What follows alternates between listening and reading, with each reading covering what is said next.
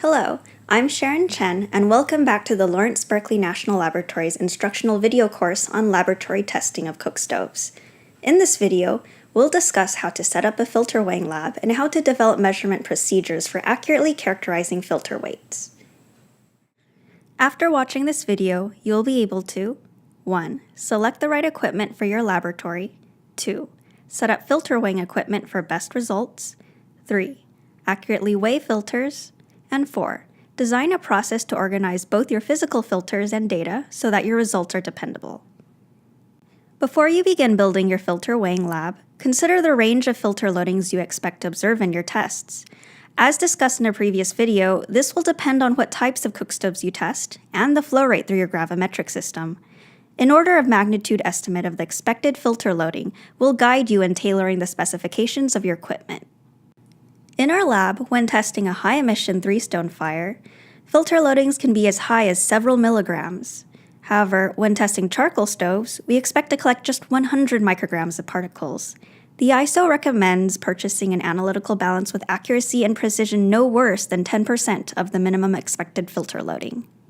In our case, this would require a balance with accuracy and precision of plus or minus 10 micrograms.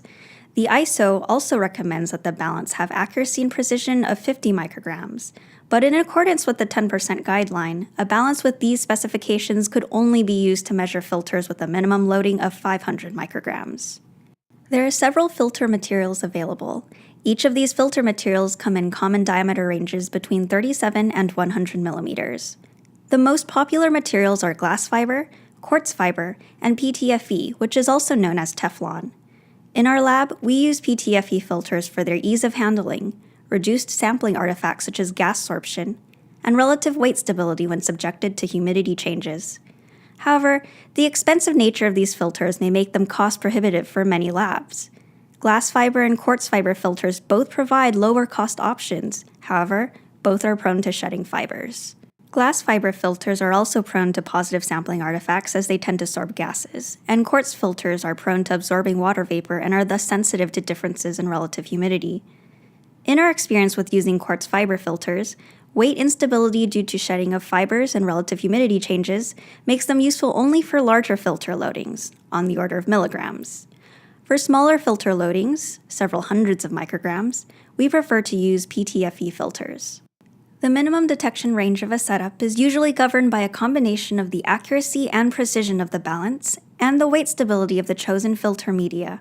The maximum detection limit, on the other hand, is determined by the filter loading beyond which the filter clogs or is unable to maintain the expected sampling train flow rate. To increase the maximum possible filter loading to enable a lower cost balance, you can use larger diameter filters to reduce the mass loading per filter area. This helps to reduce clogging and therefore drives up the maximum detection limit. Be aware of how environmental conditions affect filter measurements. Vibrations, drafts from vents and doorways, or temperature fluctuations can induce faulty balance readings. Dust kicked up from an unkempt work area may contaminate filters during weighing or handling. Relative humidity is an especially important condition to monitor, as it affects the amount of unbound moisture in the filter. Elevated temperatures can speed up particle loss due to volatilization and artificially reduce the mass of dirty filters. And finally, electrostatic charge buildup on filters and balance surfaces can bias balance readings. All of these considerations become increasingly more important with smaller filter loadings.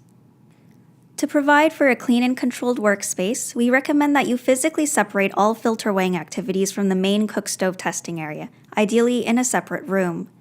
If this isn't possible, you can enclose the workspace within a small chamber.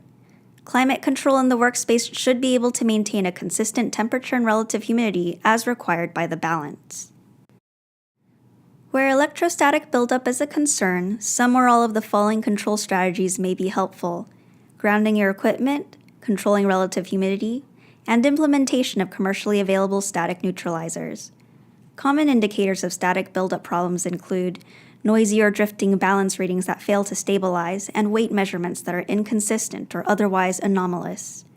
Grounding the balance and maintaining the work environment at relative humidity levels higher than 20% are both easily implemented mitigation strategies. In some environments, static neutralization devices such as polonium-210 ionizing cartridges, ionizing fans, and ionizing bars may be required. Filter weights can fluctuate with relative humidity levels. Though this problem is present in all types of filter media, it is most pronounced in glass and quartz fiber filters. Humidity effects can be minimized by allowing the filters to condition for a 24-hour period prior to weighing. We will describe two different conditioning strategies.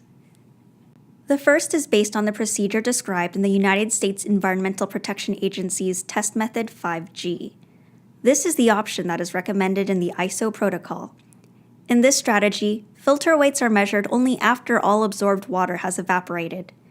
Filters are conditioned for 24 hours inside a desiccator and then weighed at 6-hour intervals until deemed fully dry. Because the relative humidity of the weighing environment will most likely be higher than that inside the desiccator, filters should be weighed and quickly returned to the desiccator to minimize moisture pickup. The second option, which is the one our laboratory employs, is based on the procedure described in the United States Federal Reference Method for measurement of ambient concentrations of fine particulate matter. In this strategy, the unbound moisture is not removed, but rather controlled through strict regulation of temperature and relative humidity. Filters condition for 24 hours in an environment with a stable mean temperature between 20 and 23 degrees Celsius and stable mean relative humidity between 30 and 40%. For the conditioning environment to be deemed suitably stable, temperature fluctuations from the mean over the 24-hour period must remain within plus or minus 2 degrees Celsius.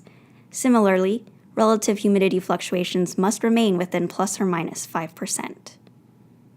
Both of these conditioning strategies work well. The first strategy involves a simpler setup, but we believe the more stringent second strategy should be preferred in cases of very small filter loadings, on the order of tens of micrograms. For both strategies, it is important that you log the temperature and humidity of your conditioning chamber to ensure consistency. Some degree of weight loss in dirty filters from volatilization of particulate matter is unavoidable and should be expected. However, it can be mitigated through a combination of minimizing the time elapsed between sample collection and weighing, and storing dirty filters in a cool environment, such as in a lab refrigerator or cooler, when they cannot be conditioned and weighed immediately. If refrigerated, filters can be stored for up to 1 month before weighing. Before weighing, loaded filters must be conditioned. To avoid volatilizing deposits, conditioning of loaded filters must not exceed 72 hours. To limit the risk of filter contamination through contact with finger oils or accumulation of dust, your lab should have non-serrated forceps for handling filters and filter-sized petri dishes for storage. Filters should be housed individually in these petri dish containers at all times outside of sampling and weighing. Many styles of filter petri dishes are available commercially, tailored to different filter sizes.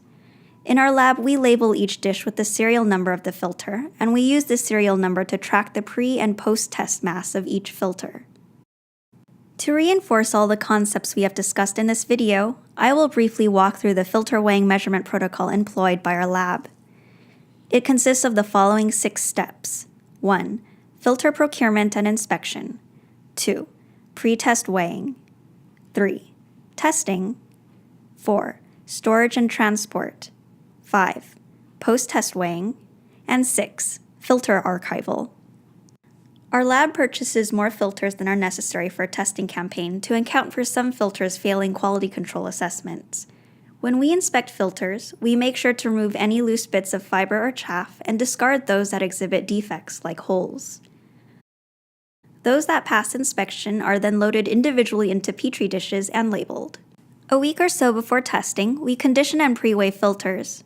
We condition filters for at least 24 hours, and immediately following the conditioning step, we check data logs to verify that temperature and relative humidity in the conditioning chamber were acceptable during the conditioning period. Then, we check the calibration of our balance with a certified weight. Finally, filters are passed over a static charge neutralizer and weighed. Then this process is repeated at least once more, at least 24 hours later, to assess filter mass stability. Once filter masses are stable, we record the pretest filter mass into our filter mass database. We like to use an online spreadsheet program so that all edits of the document are stored and data is easily shared. Pre-weighed filters that have passed weight stability inspection are then taken to the Cookstove testing facility for use in particle sampling.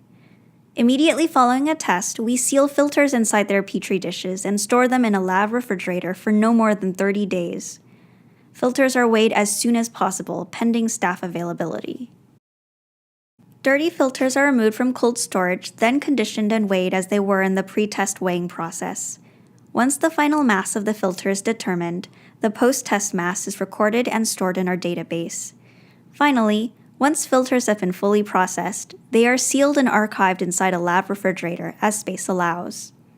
We hope you find this instructional video helpful in the design and operation of your own filter weighing lab. Thanks. I'm Sharon Chen from the Lawrence Berkeley National Lab. Join us for our next instructional video on laboratory testing of Cookstoves.